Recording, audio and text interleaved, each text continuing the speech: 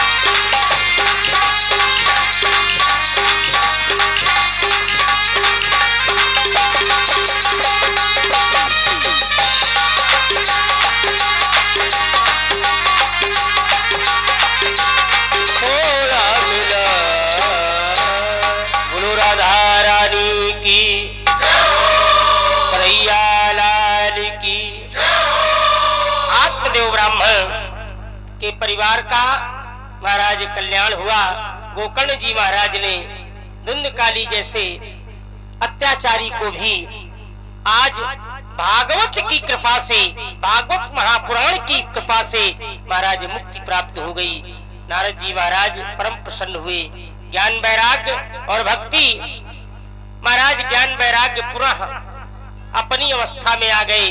भक्ति महारानी प्रसन्न होकर के नाचने लगी। सारे लोगों के सामने भक्ति महारानी गुणगान करती है, कहती है, हे भागवत महापुराण गोविंद, तेरे नाम का यश जिसके भी जीवन में आ गया उसके जीवन का आधार हो गया, उसके जीवन में कल्याण हो गया। गोविंद मेरो है। भक्ति महारानी कह रही है, ये गोविंद अगर तू न होता तो संसार में भक्ति का कोई महत्व न होता। ये गोविंद मेरो है, गोपाल मेरो है, वो बाके बिहारी, ये बाके बिहारी नंदलाल मेरो है। गोविंद मेरो है, गोपाल मेरो है, गोविंद मेरो है, गोपाल मेरो है, मेरो है, गोपाल मेरो है। ये बाके बिहारी नंदलाल मेरो है, बाके बिहारी नंदलाल मेरो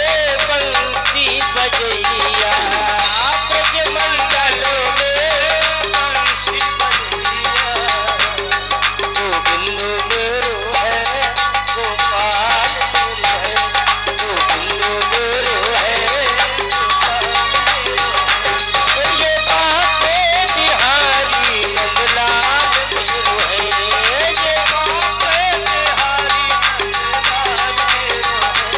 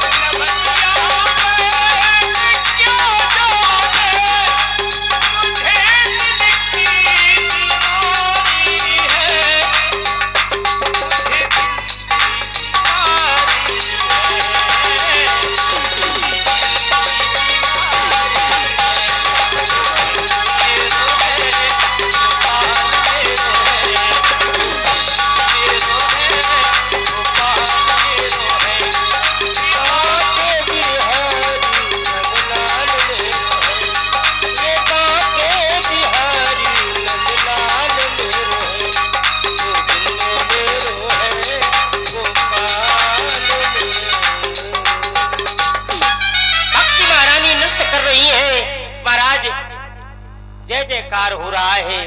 कथा समाप्त हुई, ज्ञान वैराग्य को पुनः जीवन प्राप्त हुआ। महाराज सूत जी कहते हैं, भगवान की पावन कथा तो सुनी, लेकिन महाराज ये भगवान की पावन कथा प्राप्त कहां से हुई? ये भगवान की पावन कथा मिली कहां से? ये जो भागवत है इसका निर्माण कहां से हुआ? तो कहा कि वेद व्यास जी महाराज जो पाराशर जी के पुत्र हैं, उनके द्वारा, वेद व्यास जी महाराज जी के द्वारा महाराज 4 वेदों को जन्म दिया गया। यजुर्वेद, ऋग्वेद, अथर्ववेद, सामवेद। चार वेद, उसके बाद शास्त्रों को जन्म दिया गया, 17 पुराणों को जन्म दिया गया, उपनिषदों को जन्म दिया गया, सारे ग्रंथों को बनाया, लेकिन महाराज वेद व्यास के हृदय को शांति नहीं, परम शांति की प्राप्ति नहीं हुई। वेद व्यास जी महाराज सारे ग्रंथों को ही रचना करते हैं, लेकिन फिर भी दुखी है। दुखम परम च परमात्मे चिंतनो, मन में दुखी होकर के परमात्मा का चिंतन करते हैं, हे प्रभु इतना सब कुछ करने के बाद हमें शांति क्यों नहीं मिली, हमें हृदय में शांति क्यों नहीं प्राप्त हुई। महाराज जैसे ही हृदय में ग्लानि हुई, ऋषि नारद जी पहुंच गए। नारायण नारायण नारायण की ध्वनि जैसे ही पहुंची, महाराज वेद व्यास जी ने स्वागत किया। सुस्वागतम नारदो, आइए नारद तुम्हारा स्वागत है। नारद शब्द का अर्थ है नारदा, नारद, जिसका वाक्य कभी रद न हो, जिसकी बात कभी झूठी न हो, उसका नाम है नारद। त्रिकालज्ञ जो है, तीनों काल में जिसकी बात की मान्यता है, उसका नाम है नारद। नारदन यद, जो नारायण के परम प्रिय है, सो नारद। महाराज नारद दासी के पुत्र थे। दासी पुत्र होने के कारण समाज में इनका कोई सम्मान नहीं था, लेकिन मां लेकर के बाल्यावस्था में ही महाराज महात्माओं के पास पहुंच गई। महात्माओं के यहाँ उनका सुसम्मान हुआ। नित्य भगवान के नाम का उच्चारण कान में पड़ता रहा। अंत में माता ने साथ छोड़ दिया। इन्होंने संत महात्माओं की सेवा की और सेवा करने के बाद जीवन का त्याग हुआ, तो वही दासी पुत्र नारद महाराज ब्रह्मा पुत्र नारद मानस पुत्रों में जाने गए। ब्रह्मा के पुत्र नारद, ये क्या है? ये भगवत महिमा है। नारद जी ने कहा, हे प्रभु आपने अभी तक इतने ग्रंथों में वेद बनाए, श्रुतियां बनाई, शास्त्र बनाए, पुराण बनाए, लेकिन अभी तक आपने किसी भी पुराण में किसी परमात्मा की महिमा का गुणगान नहीं किया। भगवान प्रसन्न कैसे होते हैं? भगवान कहते हैं अहम भक्तों पराधीना, मैं भक्तों के अधीन हूं। क्यों? भगवान कहते हैं कि मेरी पहली भक्ति है श्रवणम। मेरे जहां पर मेरे गुणगान हो रहे हो, मेरी कथा हो रही हो, मेरी महिमा का वर्णन हो रहा हो, आप वहां विराजे, वहां रहे, सुने, ये मेरी पहली भक्ति है। कीर्तनम, मेरे नाम का कीर्तन करो, ये मेरी दूसरी भक्ति। पहली भक्ति प्रथम भगत संतन कर संगा, दूसर रत मम कथा प्रसंगा। कहते हैं भगवान पहली भक्ति का मार्ग है संतों का साथ करो, दूसरी भक्ति का मार्ग है मेरी जहां कथाएं हों, उन कथाओं में रत हो जाओ, प्रसंगवत हो जाओ। महाराज नारद जी कहते हैं कि आपने इतने ग्रंथों का निर्माण किया, लेकिन आपने किसी भी ग्रंथ में मेरे गोविंद के नाम का उच्चारण नहीं किया, मेरे गोविंद के नाम का गुणगान नहीं किया। इसलिए भगवान के नाम का गुणगान, भगवान के नाम का की महिमा का वर्णन जिस ग्रंथ में हो, उस ग्रंथ का निर्माण करो। वो ग्रंथ कौन होगा? तो कहा श्रीमद् भागवत कथामृतम। महाराज श्रीमद् भागवत, अब देखिए इसमें शब्द क्या है? श्री, दूसरा शब्द है मद, तब भागवत है। विचार करने की बात है। श्री, श्री माने लक्ष्मी, और मद माने अहंकार। भागवत कथा में क्या है, भगवान ने सब जगह लक्ष्मी का सत्कार किया है, लेकिन एक भागवत कथा ही ऐसी है कि जहां लोग भगवान ने केवल प्रेम को सत्कार किया है, भगवान ने लक्ष्मी का सत्कार नहीं, भगवान ने ऐश्वर्य को भी ठोकर मार। महारहस्य में जब कामदेव के प्रभाव से राधा रानी भगवान के कंधे पर विराजने के लिए अग्रसर हुई तो भगवान अंतर्ध्यान हो गए, उन्होंने लक्ष्मी का परित्याग कर दिया। ये है श्रीमद् भागवत कथा। इस कथा के सुनने से महाराज भगवान के लोग हो जाते हैं। हम लोग भगवान को अपना बनाना चाहते हैं, बस कमी क्या है, भगवान को अपना मंदिर में गए, बोले हे प्रभु हमारा ऐसा काम हो जाए तो हम आपको की सेवा करेंगे। स्वार्थ मित्रों, स्वार्थ नहीं होना चाहिए। स्वार्थ लाग करे सब प्रीति, सुर नर मुनि सब के यह रीति। सब लोग स्वार्थी हो गए, लेकिन मैं कहता हूं कि स्वार्थी बनो, सब लोग स्वार्थी बनो, पर स्वार्थ कैसा होना चाहिए। स्वार्थ साच जीव कर एहा और मन क्रम